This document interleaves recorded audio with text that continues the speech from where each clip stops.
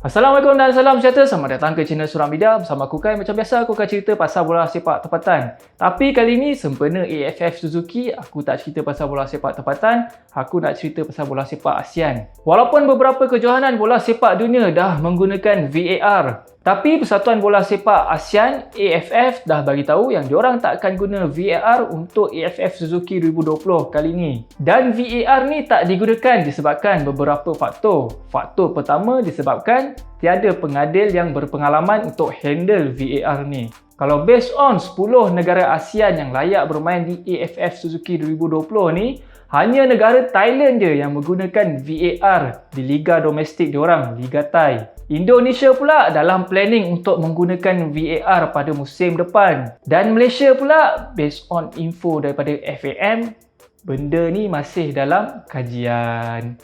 Standard Malaysia lah, kajian saja bertahun-tahun. So nak handle VAR ni perlukan pegawai yang ramai, referee yang ramai yang terdiri daripada pelbagai negara ASEAN. So nak kumpul orang, nak bagi training, nak buka kelas, perlukan masa yang lebih panjang. So tak relevan lah untuk gunakan VAR untuk kejohanan AFF Suzuki 2020 ni. Cuma andai kata AFF berjaya mengumpul pegawai atau referee untuk handle VAR ni, nanti dia akan timbul lagi satu masalah, iaitu masa. Sebab masa yang panjang juga diperlukan untuk set up VAR ni dekat stadium kejohanan. Macam kita tahu, disebabkan pandemik COVID-19 ni, kejohanan AFF Suzuki ni terpaksa ditangguhkan. Hampir-hampir terbatal jugalah sebelum ni. Lepas beberapa kali tangguh, akhirnya undian peringkat kumpulan diumumkan pada 21 September. Dan juga pengumuman format yang berbeza berbanding dengan edisi sebelum ni. Dan akhirnya pada hujung Oktober, Singapura diumumkan sebagai tuan rumah. Dan dua stadium akan digunakan, Stadium National dan Stadium Bishan di Singapura.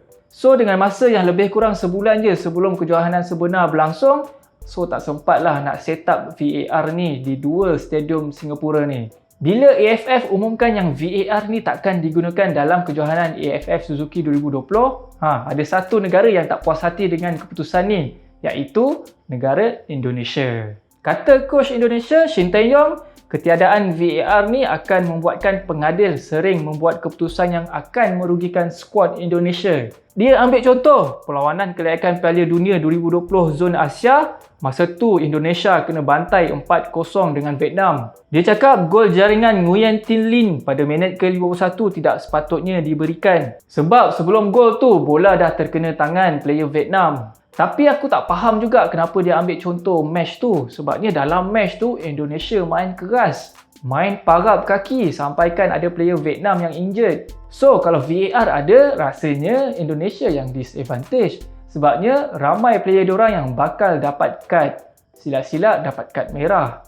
Selain insiden tu, media Indonesia cakap ada juga insiden lain yang membabitkan pasukan Vietnam. Contohnya masa Vietnam kalah 1-3 kepada Arab Saudi dalam pusingan ketiga kelayakan Piala Dunia 2020. Dalam match tu VAR digunakan dan ada satu insiden yang telah direview oleh pengadil.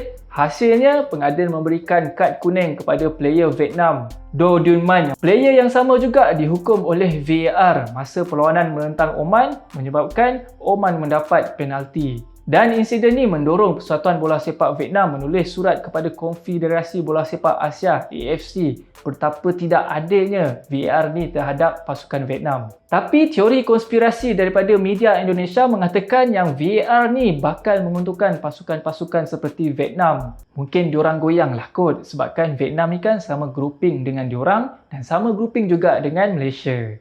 Lagipun diorang tak pernah menang lagi AFF Suzuki ni sejak kejohanan ni diperkenalkan pada tahun 1996. Malaysia pernah menang sekali pada tahun 2010. Dan mungkin juga diorang nak perang saraf lah sebelum kejohanan ni berlangsung. Tapi apa-apa pun kita relax je, kita layan je AFF Suzuki ni. Kita jumpa lagi on the next video. Assalamualaikum dan salam sejahtera. Bye-bye.